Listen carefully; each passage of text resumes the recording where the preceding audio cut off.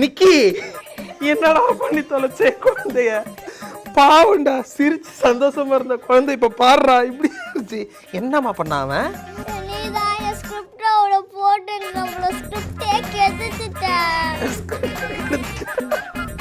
Crazy குட்டீஸ் உனக்கு எவ்வளவு பிடிக்கும்?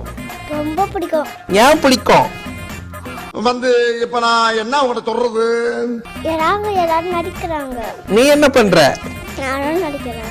சொல்லு, கிரேசி குட்டீஸ்ல என்னெல்லாம் கத்துக்கிட்டீங்க? நான் ஆக்டிங் கத்துக்கிட்டேன். இப்போ கிரேசி குட்டீஸ் மிஸ் பண்ண போறியா நீ? உன்னை என்னென்ன கெட்டப்லாம் போட்டு பண்ண சொன்னாங்க? உனக்கு என்னெல்லாம் கெட்டப் போட்டு பண்ணணும்னு ஆசை?